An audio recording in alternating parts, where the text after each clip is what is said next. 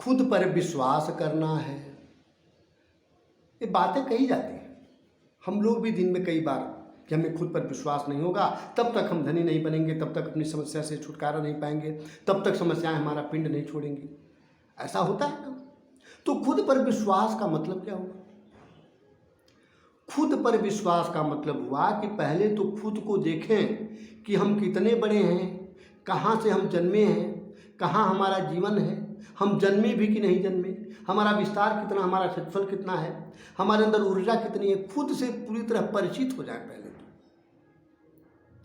तो मित्रों, खुद से परिचित होने की प्रक्रिया में जब आप आगे बढ़ेंगे तो आपको पहला परिचय ही होगा कि मेरा शरीर, अब शरीर के अंदर मेरी ताकत, उससे परिचय आप नहीं पाएंगे जल्दी। शरीर के अंदर ताकत तो इतनी है ना कि पूरे ब्रह्मांड में जितनी ताकत है उस ताकत को खींचने का काम आपका शरीर करता है, उस ताकत को अपने अंदर लेने का काम आपका शरीर करता है। अब कर नहीं रहा है क्योंकि आप मनोविकारों से ग्रसित हैं। आपने शरीर को, अपने यंत्र को इतना आपने जंग लगा लिया है, इसको इसकी कारीगरी से इतना दूर कर दिया कि काम ही कहाँ कर रहा है। ये काम तो तब करे ना जब इसको आप कंकड़ पत्थर से, मनोविकारों से अलग करें।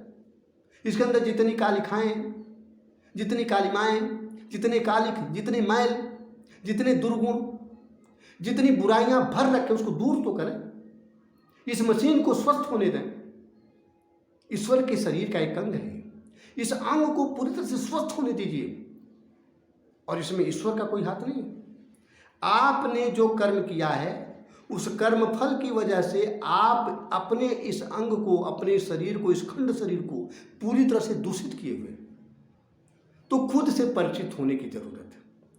खुद से परिचय के मार्ग में आपको पता चलेगा कि हमारे अंदर जो नाना प्रकार के विकार भरे हुए हैं, नानी प्रकार की कमियां, बुराइयां भरी हुई हैं, इसकी वजह से हम बहुत कुछ नहीं कर सकते। तो मित्रों, जरूरत पहली है कि अपने मनोविकारों को दूर करने की, अपनी कमियों को दूर करने की। अब मनोविकारों को दूर करने का तरीका क्या है? देखना। जिस दिन आप समझ लिए, समझ में आ गया कि वास्तव में मेरे अंदर मनोविकार है, वास्तव में मेरे अंदर क्रोध, तनाव, चिंता, बेचैनी, दूसरे को परास्त करने का भाव, लालच में काम करने का भाव, दूसरे से बदला लेने का भाव, दूसरे की बेइज्जती करने का भाव, दूसरे को परेशान करने का भाव, आलस्य का भाव, ये तमाम सारे के सारे हमारे अंदर मनोविकार हैं। आपने समझ लिया। अब समझना ही आपका शोधन बनता जाएगा। इसके लिए कहीं से बाहर से दवा लाने की जरूरत नहीं होती है। अंदर की बीमारी सिर्फ समझ से दूर होती है, बाहर के रोग बाहरी दवाइयों से दूर होते हैं। तो अंदर की जो बीमारी है आपको समझ चाहिए। और समझ कैसा? कि जो भी हमारे अंदर है यह सारा का सारा ईश्वर के सहयोग से हो रहा है। यह भी, और जो हमारे साथ बाहर हो रहा है कि जैसे मैं कोई काम करने जा रहा हूं तो सफलता नहीं मिल रहा है, चाहे कोई मेरा अपमान कर रहा है, चाहे मतलब कोई मेरा सम्मान कर रहा है, चाहे मुझे काम करने में कठिनाई लग रही है, चाहे मैं काम करने में डट नहीं पा रहा हूँ, दृढ़ होकर के काम नहीं कर पा रहा हूँ, चाहे मेरे ऊपर विपत्ति पर विपत्ति, विपत्ति पर विपत्ति, कष्ट पर कष्ट आते चले जा रहे हैं। मतलब जैसे भी परिस्थिति आ रही है, जैसे भी लोग आपके साथ पेश आ रहे हो, उनको भी पूरी तरह से ईश्वर की इच्छा, ईश्वर का प्रसाद, ईश्वर की मर्जी मान करके एकदम लाभकारी मानिए। अगर लाभकारी मानेंगे आपकी, जो हमारे साथ हो रहा है वह भी लाभकारी, जो लोग मेरे साथ कर रहे हैं वह भी लाभकारी, और जो मेरी वर्तमान स्थिति है, जो मेरे अंदर बड़े बड़े विकार हैं, मेरे अंदर क्रोध है कि कोई मेरे मन की बात नहीं करता तो मैं क्रोधित हो जाता हूँ, यह भी लाभकारी। मुझे कष्ट मिल जाता है तो मैं बेचैन हो जाता हूँ, यह भी लाभकारी।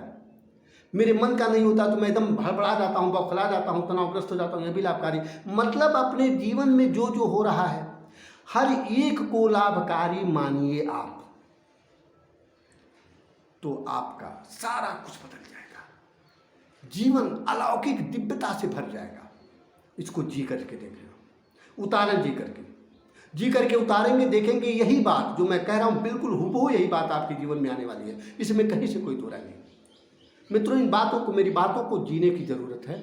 मैं अपनी बातें आपको जीने के लिए संकेत के रूप में कहता हूं।